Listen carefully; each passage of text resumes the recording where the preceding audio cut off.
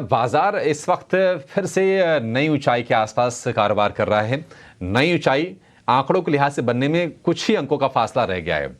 लेकिन अगर हम पूरे साल की बात करें तो अगर हम भारत के मार्केट कैप की बात करें तो ग्लोबल जो रफ्तार रही है, दुनिया भर की जो रफ्तार रही है, उससे ज्यादा रफ्तार भारत के बाजार की रही है। और इस साल भारत के मार्केट कैप में 26% का उछाल आया है। और हम ये कह सकते हैं कि ये महीना और पिछला महीना जिस तरह की तेजी हमने देखी है उसको हम एट्रीब्यूट कर सकते हैं इस उछाल के पीछे। और अगर हम मार्केट कैप के लिहाज से अगर दुनिया भर के देशों की बात करें तो भारत अब 5वें नंबर पर है और हांगकांग से जो फासला है अब बेहद कम रह गया है। तो इसको लेकर बहुत इंटरेस्टिंग आंकड़े हैं, बहुत अच्छी रिसर्च है और रिसर्च लेकर हमारे सहयोगी शरद दुबे जुड़ गए हैं। शरद, बताइए क्या कह रहे हैं आंकड़े? जी बिल्कुल, आंकड़े तो सबसे इम्पोर्टेंट बात कह रहे हैं कि भारत जो है कमाल पे है और मार्केट भी जो है माला माल हो चुका है।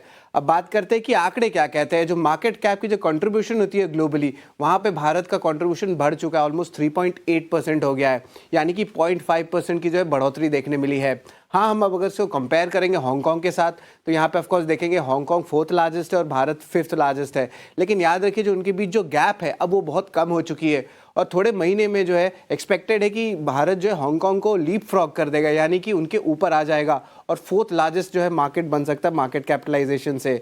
पिछले साल भारत और हांगकांग के बीच जो था $1.9 ट्रिलियन का डिफरेंस और अब जो है सिर्फ $500 बिलियन का है। End of course Nifty, Sensex ये पूरे साल में जो है इन्वेस्टर्स को 17 से लेकर 18% रिटर्न्स भी दिए हैं।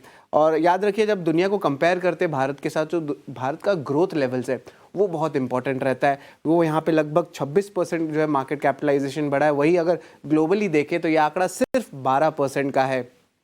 आंकड़े के अलावा याद रखिए पिछले 5 साल में जो मार्केट कैप सालाना बढ़ी है भारत की मार्केट में वो 15% बढ़ी है। जो ग्लोबल एवरेज है वो सिर्फ 9% का है। कुछ इंपॉर्टेंट डेटा है जो हम बात करेंगे। एंड ऑफ कोर्स अमेरिका सबसे बड़ा है यहाँ पे कंट्रीब्यूशन पर, भारत भी कम नहीं है और धीरे धीरे करके जो है हांगकांग और जापान को ईजिली लीपफ्रॉग कर सकता है अगले 2 से 3 साल में। तो ये एक बहुत इंपॉर्टेंट डेटा पॉइंट है। इसके अलावा पिछले 5 साल में जो रिटर्न्स आए, जो ग्रोथ देखने मिला है और वर्ल्ड जो कंपेयर करेंगे तो वहाँ पे देखेंगे भारत टॉप पे है, लगभग 15% का ग्रोथ आ रहा है। बाकी सब ग्लोबल एवरेज 9% का है। यही अमेरिका, चीन, जापान ये रेंज कर रहे हैं। जापान तो 2% का है और अमेरिका, चीन भी 11 से लेके 13% का है। यानी कि सारे डेटा वाइज सारे जो ग्रोथ आ रहे हैं रिसेंटली सब भारत के फेवर में है। लेकिन 2023 की अगर बात करें तो आईपीओ मार्केट में भी जलवा देखने मिला था। यहाँ पे लगभग 70 कंपनियां आज आ चुकी हैं, ऑलमोस्ट 61,000 करोड़ रुपीस रेज हुआ है। और वहीं अगर हम बात करें आईपीओज में तो वहाँ पे मार्केट कैप में लगभग $50 बिलियन जो है ऐड किए गए हैं सिर्फ आईपीओ से ही। अब अगर आईपीओ और ओएफएस को जोड़ देते हैं इन दोनों को तो ऑलमोस्ट आप कह सकते हैं 30 साल में पहली बार ऐसा हुआ है कि हांगकांग को भी पिछाड़ दिए हैं। तो ऑलरेडी एक इम्पैक्ट में तो हांगकांग को हम पिछाड़ दिए हैं और थोड़े महीने में उन्हें हम जो है इक्विटी मार्केट कैपिटलाइजेशन में भी पिछाड़ सकते हैं। तो ओवरऑल जो हम कह सकते हैं कि भारत का मार्केट कैप और भारत की जो ग्रोथ है दोनों ही स्ट्रांग है।